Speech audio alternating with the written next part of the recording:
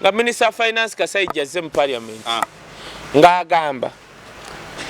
twalabye nga bannayuganda tebakyakozesa OTT omusolo gwe twasuubira tetugufunye. Omanyi bannayuganda okumanya bakyaye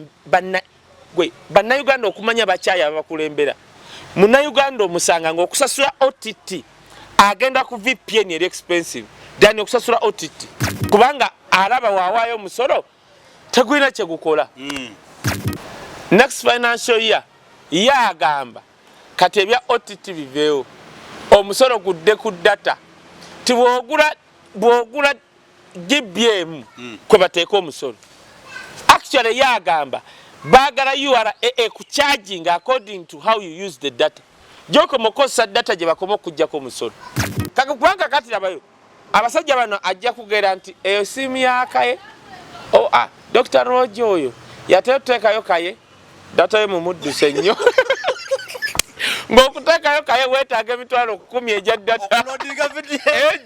Nze tojja kunyimirira mu maaso ngambe ennyombo oli wa movement simanyi bitya nga gwabba ssente z'abantu ne mekwogerako. Okitegeera kubanga ffe tugenda mu nsi empya with or without President Museveni.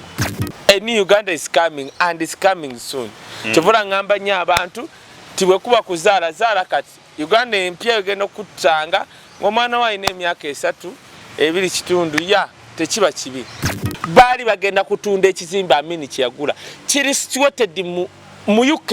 oba ogenda Birmingham Paris kirungi buli omu akyegomba okukigula baali bagenda kiryamu ssente Bannayuganda naye nga yakigula mukulembeze gwe banyooma mbu teyasoma. Kivula ne bana abaliko batukolera luli nga tebannasoma we bagenda ku ssomero bayigayo kubba.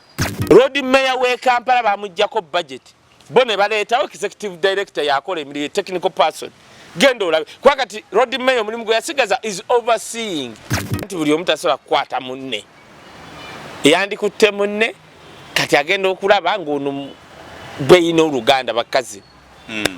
kati kyegye embeera gye tulimu naye simami gyagulo naye atandise olaba amazima yali amanyi nti nno banne nnyo omukazi amwesibyeko se bamwise ku CID bano abantu obakolera olekamuako omuntu era yangambye nti nakuteekako bambega namutunidde bwe nti tuboola president ng'atandise okuwa famire z'abo abaaliko ba president ba Uganda ssente ng'omanya ali mu kaseera ke kakawungeeza tusibula bwati anti omukyala yazze kati yabadde ali awo nga telecommunication companies ze Tanzania zongezza ebbeeyi ya data yakedde n'abagamba kale mumuzzeeyo ate musinge nawo okumusuula ebbeeyi bwemba temwagala muve wano ndabanga Katonda eyatuleka n'atwesonyiwa n'agende Tanzania kubanga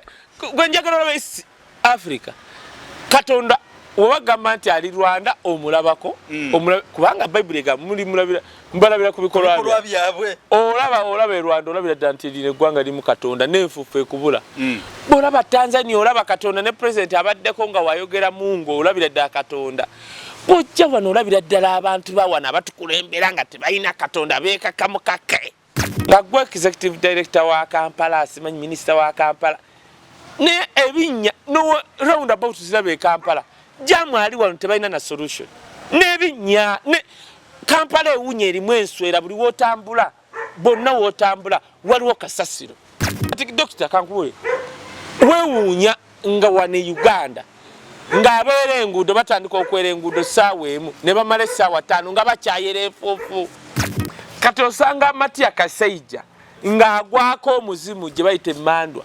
n'emwogererako ku mutwe kati byonna Minister Kasaija byayogera si bibye emmandwa egwa ku Minister Kasaija n'atandika okwogera ebintu ebitaliyo bw'ogula era ngamba nnyo bannayuganda ddala abali e Bulaaya tosindikanga emmotoka yo okuva mu America oba mu Europe nga tosose kwebuuza musolo gw'ogenda kusasula togendanga Dubai ogula emmotoka kubanga bajja gikubbako wano ng'omusolo guganye omusolo gwa wano e Uganda w'ogula emmotoka $16,000 ng'oguze emmotoka ekintu ekiri fani ku $16,000 basobola okuggyako omusolo gwa $18,000 e Uganda bano abasajja bakusolooza omusolo tubale emmotoka osasula omusolo ogusukka price y'emmotoka n'osasula third party tujja kusasula ne ba fourth party ne ba first party First party, second party ne third party. Tudda ku fourth party. Ne fourth party. Nova unosasula ebintu baba biyita biki kati waliwo balese bine ebyokugipima nago musolo guli awo. Abo babbi. Kakati bakomezaawo ne kino. Bannayuganda abadde takimanyi kati Uganda okuba n'emmotoka buli January oyina osasula omusolo kati emmotoka oyina osasula emitwalo 10. January. Kitegeeza emmotoka we ziba emitwalo 4 mu Uganda times emitwalo 10 ze sente mmeka. Singa oyina osasula January nga first banka ne ziba nga system yafudde teriiko jukira system zaano zifa buli lunaku lw'oyisaawo nga tosasudde emitwalo aga fayini. Bogera mu banka nga abantu kati gaye bayise webati bazze bonna kusasula n'olema osasula bw'okoma wenca emitwalo aga kati obamanyi ababbi baawo basobola okukola ekintu basobola okutta sisimu okumala ennaku 3 n'otuuka wali nga bakubye emitwalo 6 tebabanja buli lunaku mitwalo 2 bawadde mu tteeka eryo baleeta UR obuyinza singa bakwata nga tonasasula ogwo musolo gwakuba na mmotoka owning ekka UR eyina obuyinza obukusiba si bino bupera bakusiba singa bakwata ani atuulaawo n'aleetera ebirowoozo bano abasajja bagenda kufa kati nze neewuunya Kasaija neenamulowoozesa munnayuganda eyeevuddemu oggula ku kamotoka bagenda gimulemya naye ebyo byonna bikugira kino bano abasajja bategedde amaanyi ga gavumenti ya wano gabadde nga 60% ezo budget eva e Uganda ng'eva mu foreign good aid kati foreign aid foreign aid kati eri magere yavuddeyo dena mu rolling system eri magere. Olaba ebintu bya kasooli ebyagwa wano kasooli banyenyanyenye ebintu bye kasooli naye nga bayina abantu baabwe baagala okulyetingawo right now tokyakirizibwa kutunda kasooli Kenya. Kasooli olina muguza abantu bamu bo ne basettinga price Kenya. Bino byonna bewalaba bayimiriza minisita wa Kenya yabyega yagabane tubiwulira Uganda mutwaganye kasooli tetunamugana actually yabasoza n'obasoza abagamba kasooli we Uganda muyonjo nnyo emirundi nga 2 okusinga owe Kenya.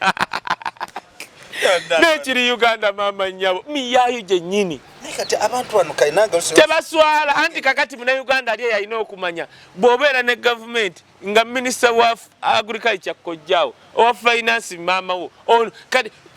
kati they don't care. Oli ajja n'alimba nga balina kye bayisaawo minisita wa Kenya yagamba kasooli we Uganda muyonjo nnyo emirundi 2 osinga owaffe ffe tuwulira amawulire ge Uganda nti twamuganye hawu tebamugana bano baali baleeta bantu baabwe kati kasooli ne bakwata ng'omwetwalire Kenya oba nnyonnyola kyekiri kiringa kati bikajjo tikadaaga gwe bakuba balina ebintu byebamukubisa omanyi nti waliwo abana abantu abafuga Uganda nga tibaagala muntu wa bulijjo funa ssente nakuba bulungi kyekigenda okubisa kadaaga kati ennyumba osooka nosasula property tax bw'omala osasula property tax UR enejja negazira ennyumba za mmeka ne yo ne calculating nga negamba buli mwaka ojja kuwanga $4 kati 3 kyokka obuyumba bwo kati kitegeeza omupangisa ali awo ogenda munyigiriza property tax jengambye ya division ennyumba ezo nozitabaamu mupangisa buli mwaka nga baamala okugerekera tolina sasula $4 n'omala emyezi 6 nga temuli mupangisa nnyabula ennyanya ozisasula.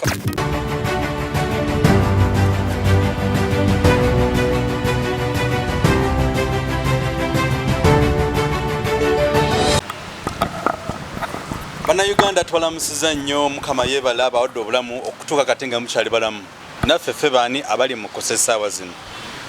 kitalo nnyo nti no twafiirwa omusumba Spirian kitolwanga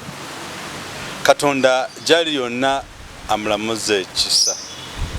tekwali kwagala kwe naye kwali kusiima kwa Katonda bitukwasa ennaku ffenna Bannayuganda naye Omukama ge mubeezi waffe kijja kuggwa oba Katonda gwe wasazeewo n'omwita kale mugira munyumyamuko ku mboozi abere bulungi bwe kubanga nti no bano bannanfuusi b'ensi eno be bakoze byebikolobero Katonda basaasire nga be balina okuba naye ate nga tubuuli wano mu Uganda tweyaza nnyo mwebale kubeera ku mukutu gwa The Flash Channel mwebale kusubscribinga ku Facebook ne ku YouTube tubebaza twebaliza ddala twebaza naawe mukyala yatusindikidde wano akasente emitwalo 4 gye wawadde Kaye nange nompeena webale nze sebo nasiimi n'agamba ezisinga obungi tutwalire munnaffe eri emagere tujja zitwala naye wemagerera nja mugamba nti nze ndi bubi nnyo n'okusinga njijako abiri nyaba okiwulidde yoyo Kaye mwana omulala omu yekka yanywa amata omutale bazze mwenna mwebale nnyo abafuddeyo ne mugamba nti nno omutaano atamala emirundi mumwerezeeyo akantu message comments nazizabye tuweebaza twebalize ddala tumujjanjabadde engulu nkulisa bannaffe mwenna ababaddeyo mu Easter mukulikeeyo ddala mwebale okusiiba mwebalire ddala wetuli n'omwana omulala omu yekka bw'ati ayanywa amata omutali mazzi wano mu Uganda mikono gyaffe abali mu Ohio abali mu Germany abali mu South Africa mu Rudiport wa Kaye abali mu Italy abali mu Germany abali mu Bungereza abali mu Oman abali mu Abu Dhabi abali mu Austria abali bannange amikwa tuli bangi ekyansesa lumu nali njogera ku address yange ya Rudiport omusajja nakuba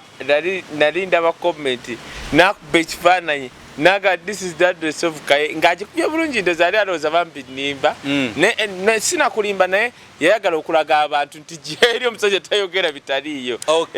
otherwise osobola okwogera address oli agenda okulanga waliwo supermarket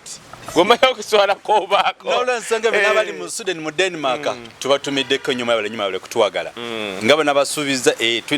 tulina kyetufumba Kayoba yanfumbira banze nefumba nange simanyi wali ekijjaawo maaso tujja bategeezaako tetujja kwerabira nti Uganda yensi yokka Katonda gye yayiwako omukisa ate oluusi najwako n'ebisiraanyi najwako n'ebizibu nedda teyagiyiwaako bizibu Katonda agiyiwako omukisa kati ne muleeta abakulembeze kwegamba baleetera ensi ogikunamya part of Africa tekyali part of tosobola kujja mu Africa mujja mu part of actually kyayimiriddeko kyokka is weather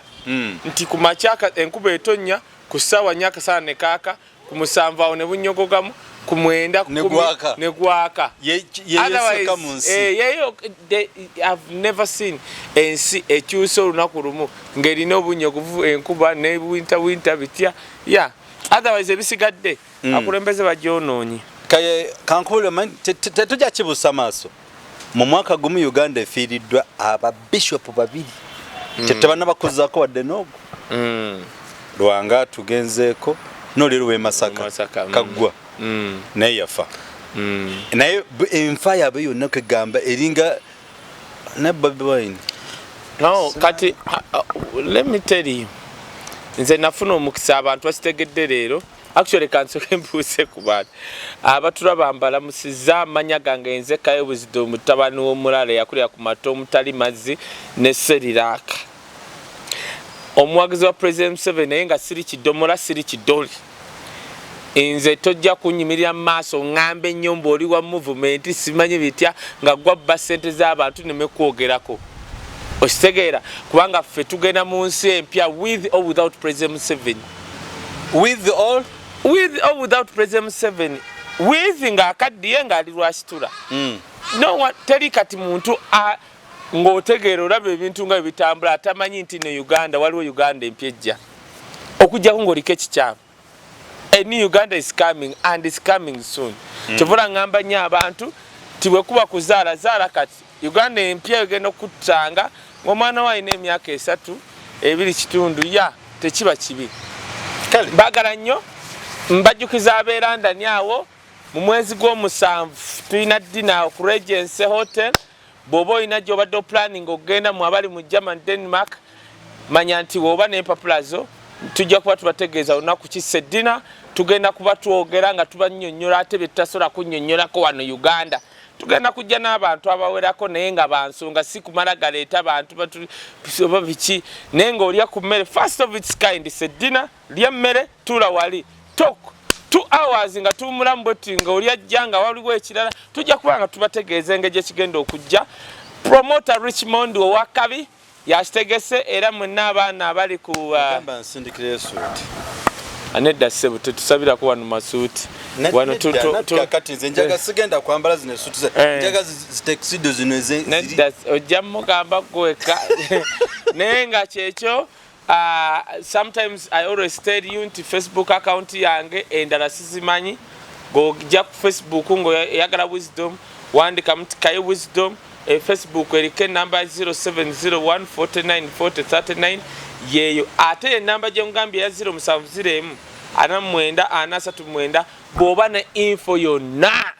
giteekaawo. Nayogedde ku kintu kya Belgium omukazi n'aŋŋamba abamuyita maama erinnya ndyerabidde yaŋŋambye yambuuziza wali obaddeko mu Belgium ne mugano twali mu Belgium actually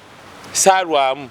ne nakwatibwa omukisa okugenda oba mugita embassy oba consulate nebye nasanga I was disappointed naŋŋamba kati ate nze ŋŋenda kukuwa ebyange naye yeewuunyiza yabadde amanyi nti nabeeramu emyaka nga mingi nze okubeera mu nsi kyensooka okumanya ngenze mu nsi nkyalako ku embassy ya Uganda mu eyo ensi naye ndaba kati wogenda mu UK Uganda House bali bagenda gitunda. Professor tujja kukola wano programu ya ezo zembasi kati eyo njongedde ku Magufuli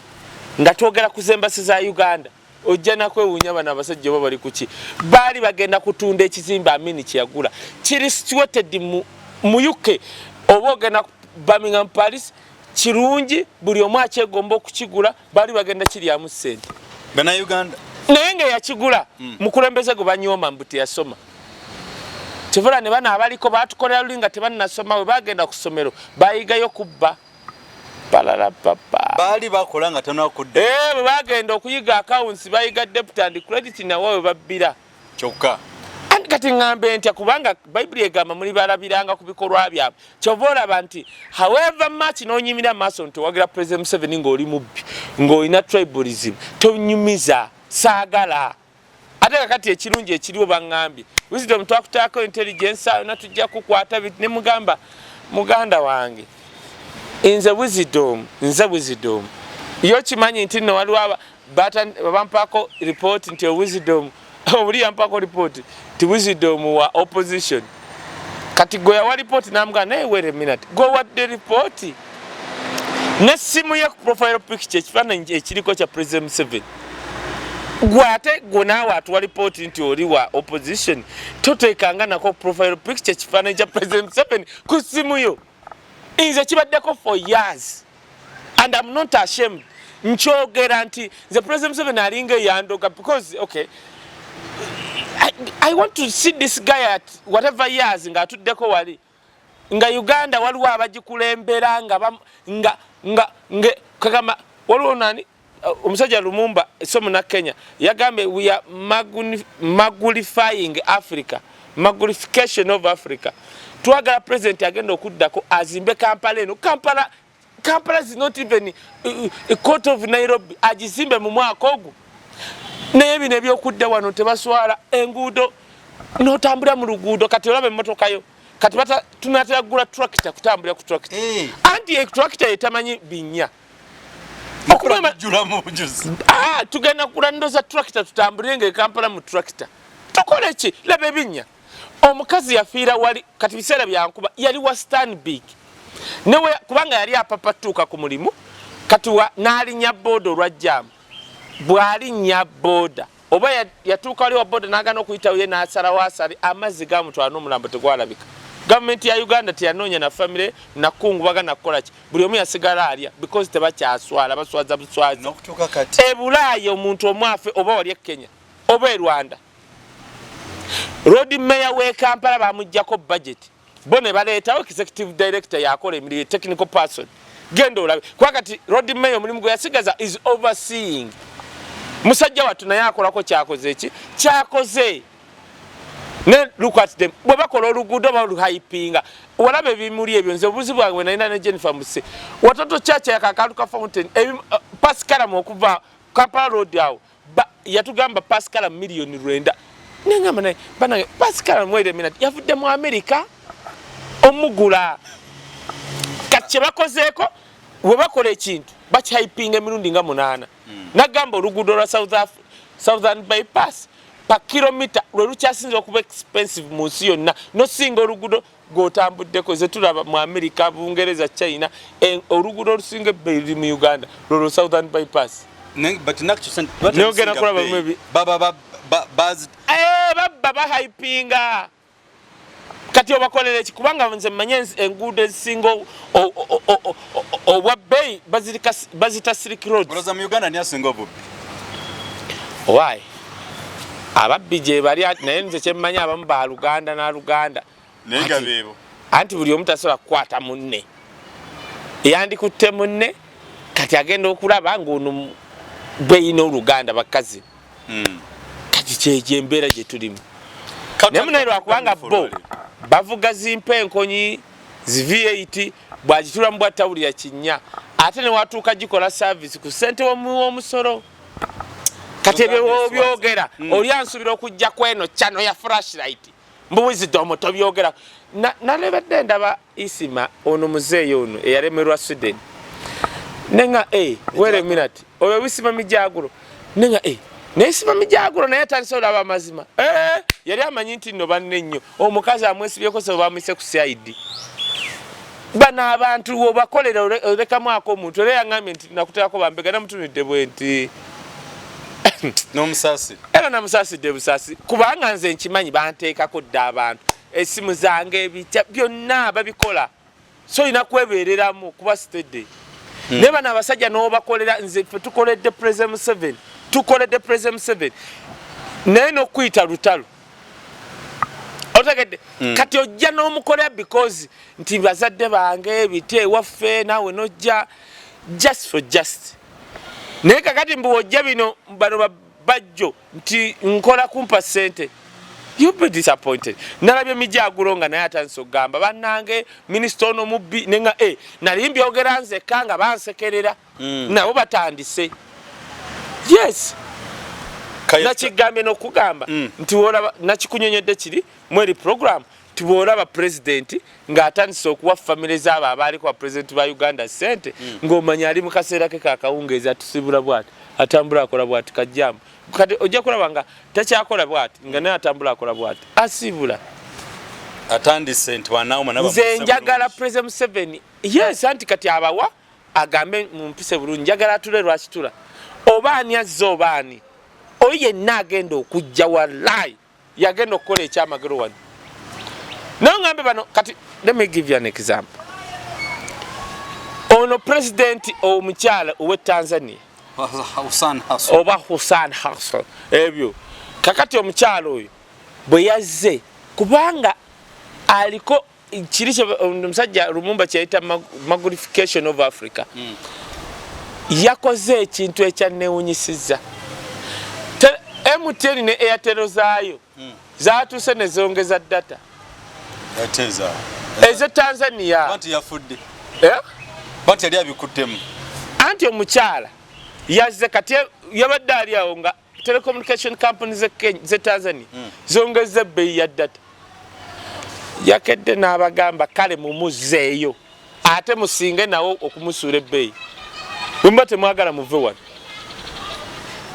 otegere kyengamba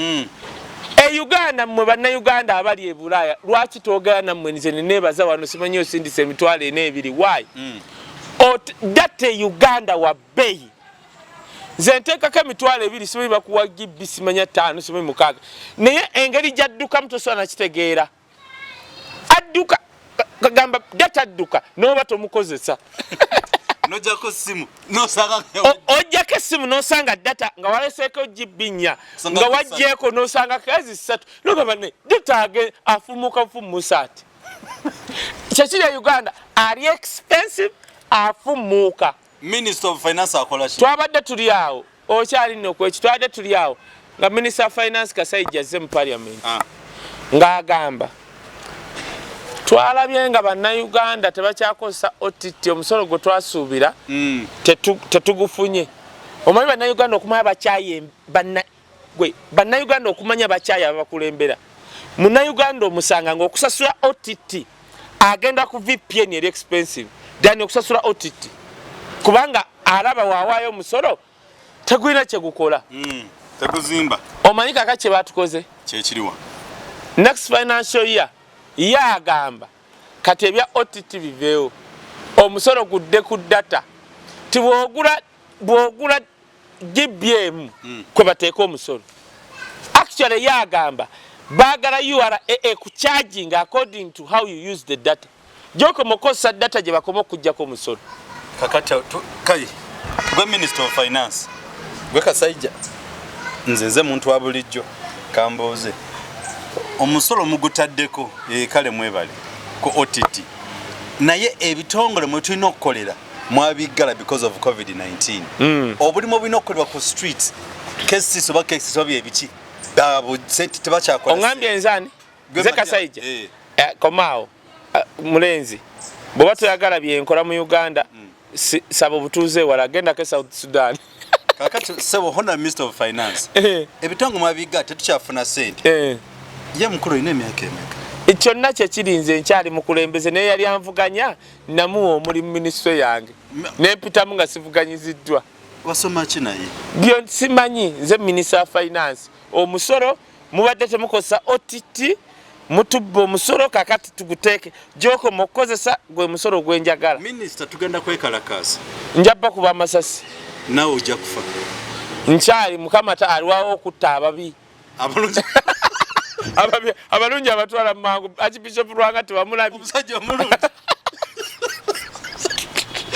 Kaye amaza matofu abatwala tubije makajanja kubanga Katonda alwawo twala abantu abakola ebibi abalungi abatwala mangu Archbishop Rwanga wamulabye kakati njabba kuba amasasi ne kiriza gana Kaye kebana atakako kuno omusolo tujja kosa gundi internet tujja kosa ebulaya bazita batya roaming anti kakati okujjako nga waliwo omuntu atugerezaayo n'atuletayo ekyamagendo waliwo omwe yaŋŋambye nti bagenda okukola tugenda funa bannaffe ababeera ebulaya agulye layini ebulaya agikusindikira ng'akuteererako eri anti kadawe olaba bano bannaffe abava mu America wa ajja ne layini ye nga data bamumuteerako eri nabanga akozesawa era kakati bannayuganda mwenna oba olina mukwano ku Facebook tandikirawo munnyonnyola gye tugenda wazibu kubanga kati labayo abasajja bano ajja kugera nti eyo simu ya Kaye Dr. Rojo oyo yateekayo Kaye data ye mumudduse nnyo ng'okuteekayo Kaye weetaaga emitwalo 10 egya data oyo Minister of Finance yalowoleze gwa agenda kuteeka joko mukozesa jukira alina obuyinza anyola agamba data mudduse nnyo nga video emitwalo 10 abasamba balombeddwa yakamulali anti kati eyandi kambas nze kati kankubuulire ndimu ngenda kujja flashlight nsabe sale enkambwe eri abasajja ba enkambwe kwegamanja ati kyakoze musegirinya nga segirinya alina mukomera nandi mutadda ngayogera Luwarabu njogera Luganda yogera bana abasajja beetaaga kusabira ndi mukunoonya sale enkambwe banabuuza Gashumba kegama enkambwe nga tusobola okusika Katonda eyo mu ggulu kolobe tuti Katonda bitwogera biwulire gojja kufuna enamba ya Katonda nze njiri dialing oyogere naye gwe ka Yesu enyewe ligwayo atenga Katonda yatuma ka Yesu kunsi ati gwe ka Yesu beda linya lyake ligwayo Kaye Yesu awuli weddeyo mulumyo ewaffe eri bunyankole so n'olwensonga eyo nze namba njagikuba njiwe ka Yesu akubire Katonda oba tuyiteko twagera ku mazima nze nina ekintu kyendowooza bavaawa ebyo muza abantu ebirowoozo amasimu ndowooza Katonda akyatuwulira eggwanga Uganda nze ndowooza bano n'abannaddiini bali muno nze ndaba nga abazannya katemba there must be a problem kyova olaba ndowooza Katonda kati atulabanga bafalawo waliwo ekintu ndabanga Katonda eyatuleka n'atwesonyiwa n'agenda e Tanzania kubanga gwe njagala olaba East Africa Katonda wabagamba nti ali Rwanda omulabako kubanga Bible ega mbalabira ku bikolwa byabwe olaba e Rwanda olabira ddala nti lino eggwanga limu Katonda n'enfuufu ekubula bw'olaba Tanzania olaba Katonda ne President abaddeko nga wayogera Mungu olabira ddala Katonda bojja wano olabira ddala abantu bawana batukulembera nga tebalina katonda beekakamu kake nanti wakyogera nogamba katonda regime eno yagivaamu dda negenda emage ati kati tosobola kuŋŋamba tudde byeddala nga gwe executive director wa Kampala asimanyi minister wa Kampala ne ebinnya no roundabout zirabe Kampala jamu ali wano tebalina na solution n'ebinnya ne Kampala ewunya erimu enswera buli wotambula bonna wotambula waliwo kasasiro kati ekyo dokita ekyo kikola otya naye ng'oli afuna omusaala alina abakuumi nti minisita w'e Kampala n'ogenda Nakasero kati dokita kankubule weewuunya nga wane Uganda ng'abeera enguudo batandika okwera enguudo ssaawa emu ne bamala essaawa 5 nga bakyayera enfuufu n'enfuufu webalina ogitapingira tebagitapingira eme kuyingira Bulaaya enguudo ewatali nfuufu enguudo batandika ozeera ssaawa 9 10 n'embaba bamaze Uganda batandika okwera n'oyita Kaleerwe ng'omukazi ayera enfuufu efumuuka n'olaba takisi eziri mu jjaamu enfuufu kyovola atulwala nnyo typhoid oba olidde byo enfuufu musulo bitya otegedde twabadde nno tukyali awo gwokyali ku ottiti balina omusolo gwe baleese simanyi oba bagenda kwebuuza njanja kwebuuza omusolo gwe bataddeko ku bidduka byaffe gwego gwe mbadde ne kuleetera kiki ennyo Matiya Kasaija abadde ki tosobola okulaba Matiya Kasaija ng'aliko obubeezi ng'atuulako Mandwa ng'aliwo nayini Mandwa otegedde Matiya Kasaija nga Mandwa ejja buzine kozi gwe kati gwe tokulidde mu Buganda Buganda waliwo omuntu abeeramu essabo liraba kati wabeerawo omukongozi yagwako gundi kati omukongozi agwako bakiyita batya agwako emmandwa ejja nemutuulako bweti emmandwa eweetuula ku musajja oyo omukongozi kubanga nakunyonyodde nti omukongozi ye muntu abeera mu ssabo nga yakulembera okusamira yayogera n'emizimu kati osanga Matiya Kasaija ng'agwako omuzimu gye bayita emmandwa nemwogererako ku mutwe kati byonna Matiya Kasaija byayogera si bibye emmandwa egwa ku Matiya Kasaija n'atandika okwogera ebintu ebitaliyo tosobola kuŋŋamba Uganda emmotoka emu dokita kati wuliriza bw'ogula era ŋŋamba nnyo bannayuganda ddala abali e Bulaaya tosindikanga emmotoka yo okuva mu America oba mu Europe nga tosose kwebuuza musolo gw'ogenda kusasula togenda nga Dubai ogula emmotoka kubanga bajja gikubbako wano ng'omusolo guganye kiki olina okukola 1 omusolo gwa wano e Uganda w'ogula emmotoka $16,000 ng'oguze emmotoka ekintu ekiri fane ku $16,000 basobola okuggyako omusolo gwa $18,000 kiri mu Uganda mama nnyabo emmotoka egula $3 je kale katubale $1,200,000 e Uganda etuuka wano kati primo guy yanneewunyisa yali mu Sudan mukwano gwa Dabs yagula primo $3 e Japan egenda otuuka wano $3 oba 4 kale katubale roughly $2,000,000 egenda otuuka primo yagula $14,000 nga eri abagikola $3 e Uganda bana abasajja bakusolooza omusolo tubale emmotoka osasula omusolo ogusukka price y'emmotoka n'osasula third party tugira kusasula ne ba first party first party second party ne third party tudda ku fourth party novaawo n'osasula oba road license bitya novaawo n'osasula ebintu baba biyita biki kati waliwo baleese bino ebyokugipima nago omusolo guli awo kakati bakomezaawo ne kino bannayuganda abadde takimanyi kati e Uganda okuba n'emmotoka buli January olina osasula omusolo kati emmotoka yolina osasula $10,000 January kitegeeza emmotoka we ziba $4,000 mu Uganda times $10,000 ze sente mmeka mu January kati wuliriza singa olina osasula January nga first banka ne ziba nga system yafudde teriiko jukira system zaano zifa buli lunaku lw'oyisaawo nga tosasudde $2,000 faini bw'ogenda mu banka nga abantu katugaye bayiise webati bazze bonna kusasula n'olema osasula bw'okoma wenkya $2,000 kati obamanyi ababbi bawo basobola okukola ekintu basobola okutta system okumala ennaku 3 n'otuuka wali nga bakubye emitwalo 6 tebabanja buli lunaku mitwalo 2 ekyokubiri ekyewunyisa bawadde mu tteeka eryo baleeta UR obuyinza singa bakwata nga tonasasula ogwo musolo gwakuba na mmotoka owning ekka UR erina obuyinza obukusiba si bino bupera bakusiba singa bakwata ani atuulaawo n'aleetera ebirowoozo bano abasajja bagenda kufa naye tubasabira essaala kikaki kyekiraki kye nagambye Katonda atwala nnyo abantu abalongoofu ababi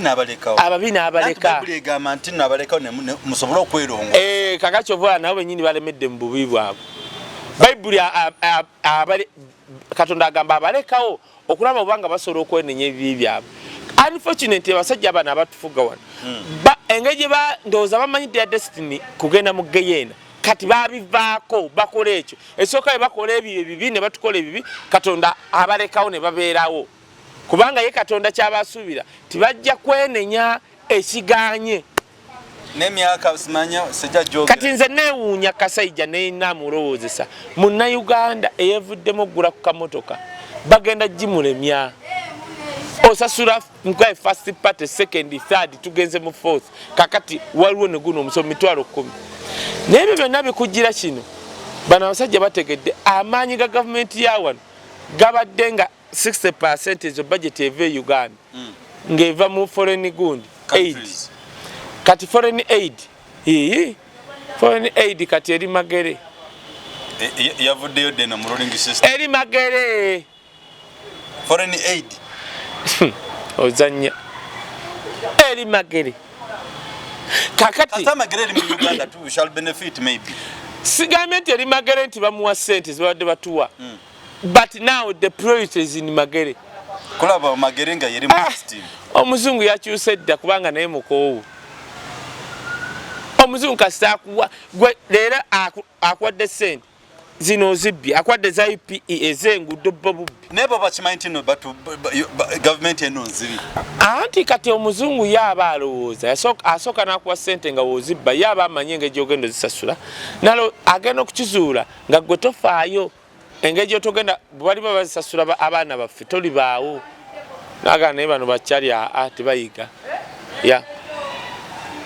that is Uganda kati emisolo twawogeddeko egyo olaba ebintu bya kasooli ebyagwa wano kasooli banyenyanyenya ebintu bye kasooli naye nga balina abantu baabwe baagala okulyetingawo right now tokyakirizibwa kutunda kasooli Kenya kasooli olina muguza abantu bamu bo ne basettinga price Kenya bino byonna bewalaba bayimiriza minisita wa Kenya yabyegayega ne tubiwulira Uganda mutwaganye kasooli tetunamugana actually yabasoza n'obasoza yabagamba kasooli we Uganda muyonjo nnyo emirundi nga 2 okusinga owe Kenya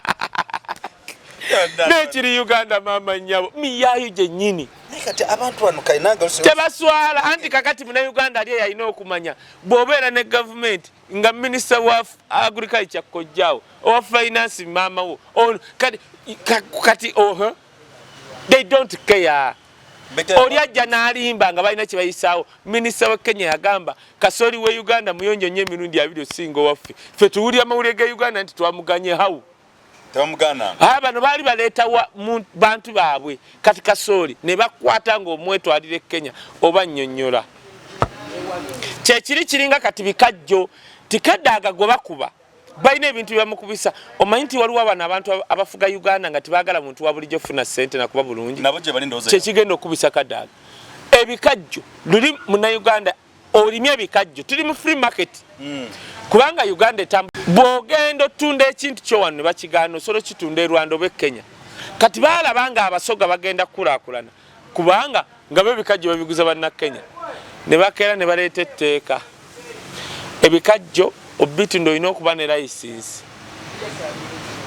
e Kenya oba ku factory zaano nga nooba mulimi tosobola kivuga straight park factory ne bateekawo abantu abatalima na bikajjo nga balina license gwe n'obanga oli mulimu wa bikajjo ng'ojagala togifuna kati abasoga abasiba mu nnimiro nga balima ebikajjo tasobola kgenda mu factory ya Kakira kutundayo bikajjo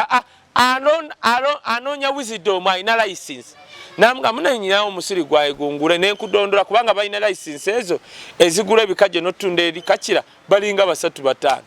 batula wali ne beteesa kiringanga opeke ekyo ekibiina ndoze kitwala ensi ezirina amafuta batuula bati ne basalawo bbeeyi y'amafuta mu nsi yonna kati ne Uganda tulinawo abatuula kati ne basalawo nti bbeeyi y'akasooli ejja kuba bweti mwe abasiru mmwe mubalimire bo bagaggawale n'abaana baabwe batula butuzi kulya pizza office ki eri responsible kwebyo ebintu ate boogera oli minisita wa agriculture ye buli waavaayo ayogera nzige bagamba alina n'akatimba akasika enzige okuva e Kenya bweyavulamuko ng'enzige zijja katonda wange katonda tuddawa mikwano gyaffe n'abaana abali ku channel the flashlight channel omwana omulala omuyeka bw'ati anywa amata omutali mazzi kwegamba tuyitamu issues ebintu ebiruma abantu mu nsi yaffe Uganda ekintu kya drone kayakyogera nagamba muzoji bayo kyakeji kati bakendeddemukko nje President Museveni yagamba bw'oba otambula n'olaba boda kiro n'ogezaako giraba oti ng'eggoberera bw'oba ne mundu vaayo gikube Juma Seiko namulaba yakikola yakuba wa boda amasasi agenda kororo boda emugobera kiro n'agijjayo tosobola kuŋŋamba nti drone eze ku kyalo ne bakwata omuntu nga musirise muti enkera bagenda kukimaggwe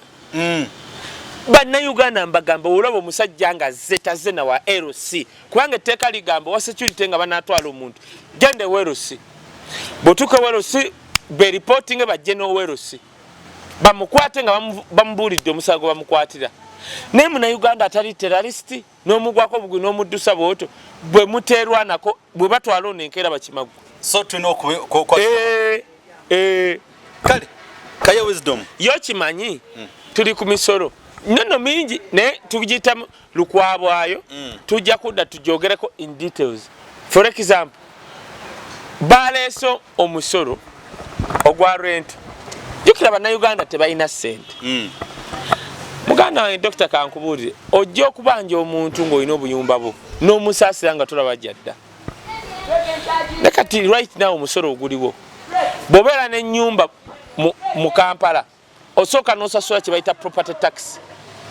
okuba nawo kakayumba division ejja negamba ate baba kuinako empalana atulina ennyumba zo bwati nagazi n'ennyumba zijjanga kuwa omusolo miliyoni 3 omwaka oba 10 yalina obuyinza talina tosola mu questioninga kati ennyumba osooka n'osasula property tax bw'omala osasula property tax you are energy negazi n'ennyumba za mmeka ne yo ne calculating ne gamba buli mwaka ojja kuwanga miliyoni 4 kati 3 kyokka obuyumba bwo kati kitegeeza omupangisa ali awo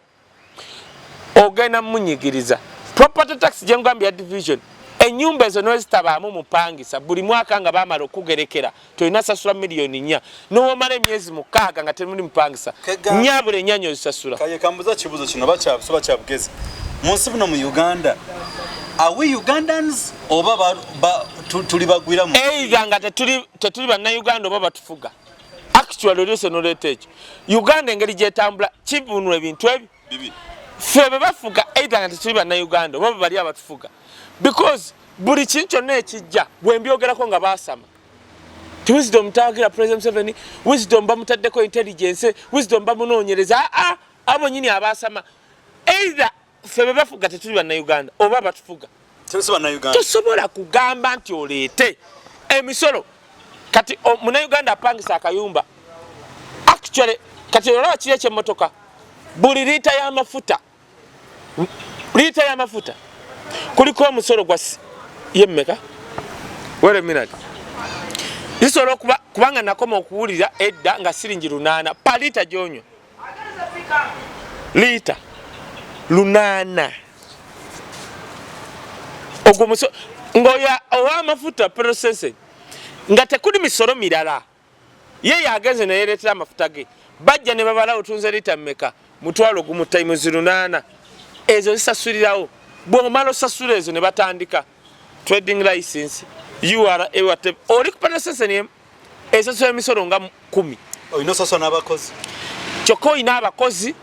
oyina amasanyalaze ag'ebbeeyi kakati olwo kyokolaba amafuta mu East Africa wano ge gasinga okuba ag'ebbeeyi. Ekibuuzo nkibuuzamu abatulaba ne Kaye Wisdom,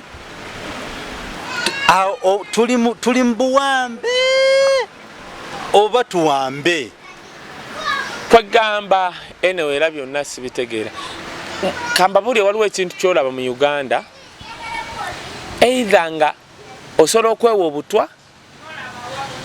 oba simanyi kubanga kati olaba osooka n'abantu abetta ate obanenyeze omuvubuka yava ku mabirizi n'agwa wansi ng'omuvubuka nga yeetamiddwa. Kati okuva wano paka Gayaza omusajja agambye kulinnya taxi 13 kubanga omusolo mungi. Naye omuvubuka oyo akola mu town anoonya omutwalo gumu. Asula Gayaza kubanga asula mu nyumba ya kitaawe. Kati oyagala akola atya? Abagenda kwetta bwesi. Kakati n'olw'ensonga eyo mwebale kutwagala, mwebale kwekumira ku mukulu The Flashlight Channel Uganda wamu ne ku Point Media Uganda we tuli okuweereza okusomesa ensi yaffe okutwaliza wamu. Bino bye tuyitamu wabise tubitamu lukwakwayo. Yes, kuma nti bingi bintu bino bingi. Lukwakwayo. Program ya byo bintu bingi